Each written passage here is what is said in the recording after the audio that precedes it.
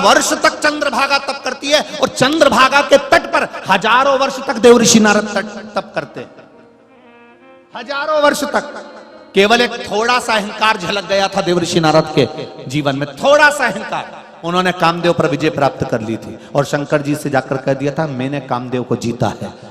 शंकर जी ने इतना कह दिया था ये रुद्राक्ष की माला पहनो, मैं बड़ा प्रसन्न हूं क्योंकि आपने कामदेव को जीत लिया। पर भगवान विष्णु को मत कहना कि तुमने कामदेव को जीता है।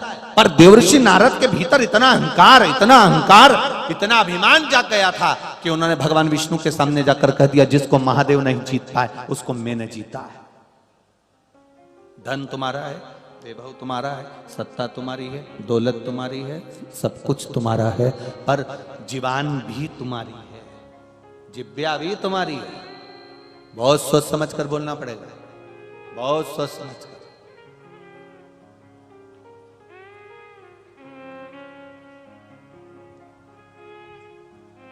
कई बार लोग एक दूसरे को नीचे दिखाने के चक्कर में बहुत से शब्द ऐसे बोल जाते हैं जिसके कारण बस जिंदगी भर पछताना पड़ता है।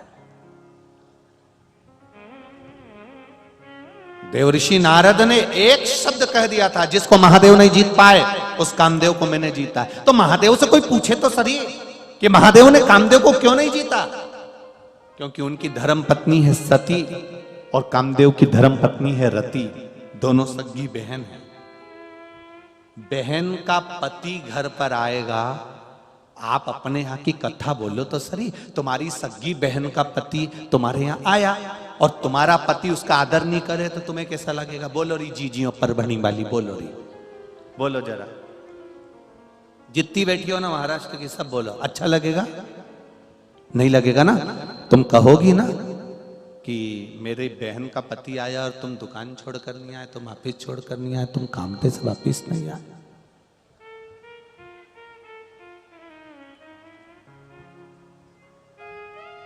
पति कहेगा मैंने दुकान पे उनसे मिल लिया था, भले मिल लिए थे पर कम से कम आधा घंटा तो देते थोड़ा बहुत तुमको। कौन किसके यहाँ आ रहा है? थोड़ी देर के लिए मेरे बहन का पति आया था, दामाद आए थे और तुम मिले नहीं। भगवान शिव जैसी रिश्तेदारी दुनिया में कोई नहीं निभा सकता। शंकर जी को लगा कामदेव आया है, रति का पति आया है, मैं सती का पति हूं, वो रति का पति है। अगर उसके आने पर भी मैंने आंख नहीं खोली तो मैं घर गया ना तो सती मुझसे कहेगी कि मेरी बहन का पति आया था, तुम उसको एक निगाह उठा के नहीं देख पाए।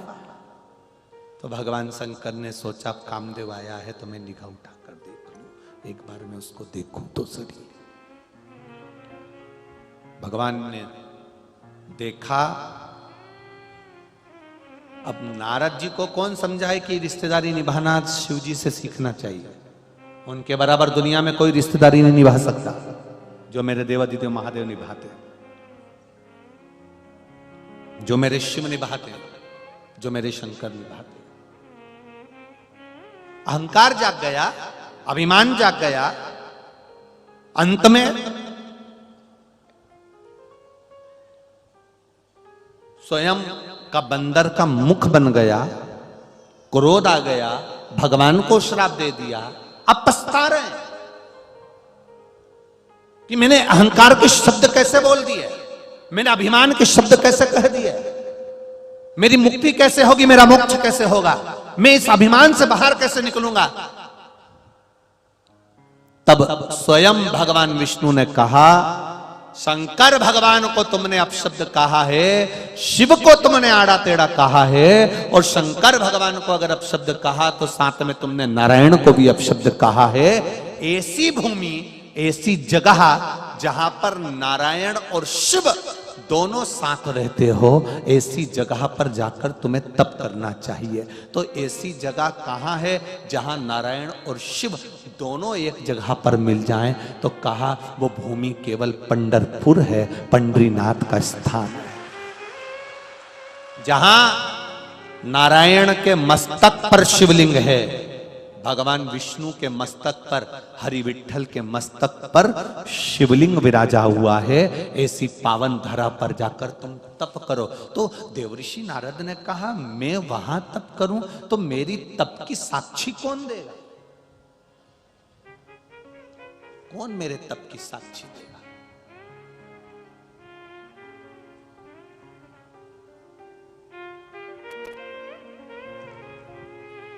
तप की साक्षी कौन दे?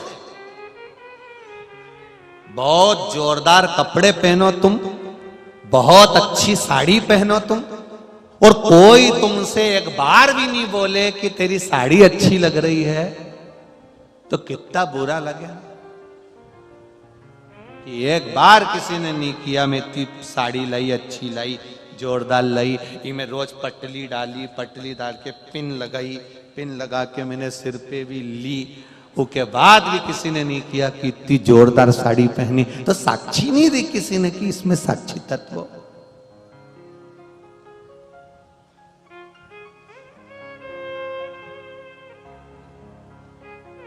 साक्षी कौन देगा? कि देवऋषि नारद का जो अभिमान टूटा, उसका जो तप करा, उसकी साक्षी कौन देगा? तो क्या साक्षी वही दे सकता है जिसने, तुमने तप करा और तुमसे ज्यादा जिसने तप करा। देवऋषि नारद कहते हैं मुझसे ज्यादा तप कौन कर लिया? कौन करा होगा और कौन करेगा? मुझसे ज्यादा तप कौन करेगा और मुझसे ज्यादा तप समुद्र में कौन जाए? कौन कर सकता?